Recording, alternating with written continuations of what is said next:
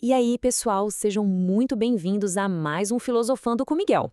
Hoje, a gente vai embarcar numa exploração analítica e bem profunda sobre como a expressão humana evoluiu e o que significa, de fato, ter autonomia para criar. Porque olha só, muito do que a gente entende hoje como genialidade artística tem umas raízes super surpreendentes e, em muitos momentos, incrivelmente limitadoras. Vamos direto ao ponto com aquela perguntinha básica que mexe com a nossa cabeça. Afinal, o que realmente define um artista? Hoje em dia, a gente logo pensa em alguém com uma criatividade sem fim, aquele dom inato, né, o tal do gênio individual. Mas se a gente jogar uma lente crítica sobre a história, bom, a realidade mostra que essa visão é uma construção social super recente. Bora mergulhar nisso? Lá na Antiguidade e na Idade Média, a arte não tinha nada a ver com inspiração divina ou algo muito abstrato, não. Era puramente o fazer artesanal do dia a dia. Para vocês terem uma ideia, a palavra vem do grego tekné e do latim ars. E sabe o que isso significava na prática? Simplesmente técnica, ou saber fazer. Ou seja, na cabeça daquela galera, quem produzia arte era visto, de forma bem objetiva, como um trabalhador braçal altamente habilidoso. Ponto final. E qual era a consequência disso? Bom, ao longo da Antiguidade e com muito mais força na Idade Média, esses criadores viviam nas sombras, era um anonimato total. Eles eram artesãos presos a um monte de amarras burocráticas das suas guildas e ofícios, salvo raríssimas exceções, as obras não levavam nenhuma assinatura. O foco não era o que o cara estava sentindo, mas sim executar uma técnica perfeita para cumprir uma função super específica. E se a gente traçar uma linha do tempo, dá para ver como isso foi mudando ao longo dos séculos. Na Antiguidade, o grande foco era a mitologia. Aí, na Idade Média, a religião engoliu tudo e passou a dominar completamente os espaços de criação. Quando chega o Renascimento, a mitologia volta para os holofotes, mas agora dividindo o espaço com cenas da nobreza e da burguesia.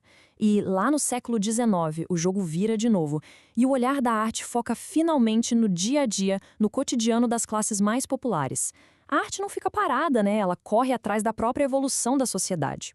Parte 1. A ruptura renascentista. O contraste aqui é simplesmente brutal.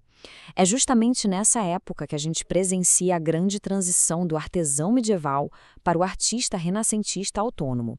De um lado, a gente tinha aquele trabalhador anônimo focado só na técnica e preso aos temas religiosos.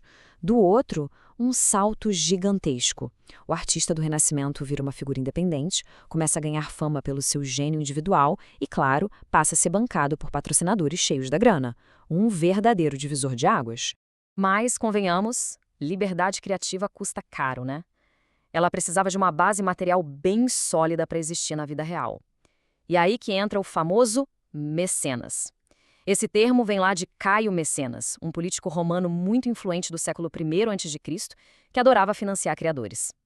Na época do Renascimento, a burguesia que estava nadando no dinheiro abraçou esse papel com força. Foram eles que injetaram capital para que esses artistas pudessem finalmente exercer essa nova autonomia, em tudo que é a área, da arquitetura até o teatro. Então, o que a gente tira disso tudo? Que a própria ideia do que é ser um artista mudou da água para o vinho. O criador passou a ser valorizado por ter um talento super especial e uma capacidade real de fazer algo original. A arte deixou de ser apenas útil. O lance agora era estimular a apreciação do que é belo. Claro, sem esquecer de agradar os desejos e ao ego gigantesco dos reis e dos burgueses que estavam pagando a conta. Parte 2. Academias e realidades materiais. Um detalhe importante para a gente filosofar aqui, movimentos artísticos nunca, jamais, caem do céu do nada. Eles são respostas super diretas ao que está rolando na economia e na sociedade. Com o capitalismo ganhando força e aquele choque ideológico pesadíssimo entre burguesia e proletariado, a arte passou a documentar tudo isso. Ela virou uma espécie de espelho afiado, refletindo as lutas e as novas dinâmicas daquele contexto histórico. E para dar conta desse mercado que não parava de crescer, lá pelo século XVIII, as academias ganharam um poder absurdo. Curiosamente, o nome vem da escola do filósofo Platão, lá nos Jardinos de Academo, em Atenas. Mas na modernidade, essas academias viraram o grande centro nervoso da arte. Era lá que a galera ia para buscar a perfeição técnica, copiar os grandes mestres do passado e expor seus trabalhos para os burgueses endinheirados comprarem. Mas adivinha só, essa busca maluca pela perfeição virou uma verdadeira prisão. O que era para ajudar virou a maior armadilha. A rigidez dessas regras criou a chamada arte oficial, onde as normas ditavam cada vírgula do que você podia ou não pintar. E a consequência foi que a verdadeira criatividade foi estrangulada. Aquele artista livre e autônomo que conquistou seu espaço lá no Renascimento, de repente se viu preso de novo, só que dessa vez algemado pelas próprias instituições que o formavam. Parte 3. A rebelião de Courbet. E aí chegamos num dos momentos mais fascinantes. Para entender o tamanho desse choque ideológico, o historiador da arte Ernst Gombrich faz uma análise incrível de um quadro de 1854 do francês Gustave Courbet, chamado Bom Dia, Monsieur Courbet. O Gombrich diz que para quem estava acostumado com toda aquela arte acadêmica pomposa, a pintura do Courbet parecia até meio infantil. Não tinha pose de galã, não tinha linha perfeitinha, nem cor extravagante. Foi um tapa na cara das regras estabelecidas. O cara simplesmente quebrou o protocolo total. Ele se pintou de mangas de camisa, com uma mochilona nas costas, tipo um mandarilho, um mochileiro qualquer pelo campo, e detalhe, ele colocou o próprio patrocinador, o burguês riquíssimo, cumprimentando ele com o maior respeito. Imagina isso na época. Para os críticos e para os acadêmicos foi um ultraje, um verdadeiro absurdo. Mas o Courbet sabia exatamente o que estava fazendo. Foi um protesto altamente calculado contra aquelas convenções que sufocavam a arte. O que o Courbet queria, no fundo, era tirar a galera da zona de conforto. A missão dele era chocar a burguesia, sem dó. Ele deixou de lado aquela manipulaçãozinha técnica dos clichês da academia e bancou uma sinceridade artística que não aceitava meio termo.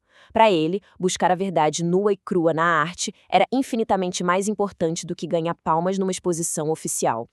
O que nos traz de forma genial de volta aos dias de hoje. A gente acompanhou essa jornada toda. Saímos do artesão medieval, preso às guildas, passamos pelo gênio autônomo do Renascimento, até chegar no rebelde de carteirinha que confronta o sistema. Mas, aplicando aquela nossa filosofia crítica e analítica para encerrar, fica a grande questão no ar. Será que hoje, com a pressão absurda dos algoritmos, das redes sociais e do mercado digital, quem cria arte é finalmente 100% livre? Ou será que a gente só trocou de prisão e agora vivemos cercados por academias invisíveis que ditam em segredo o que a gente pode ou não criar? Pensem nisso. E até o próximo Filosofando com Miguel.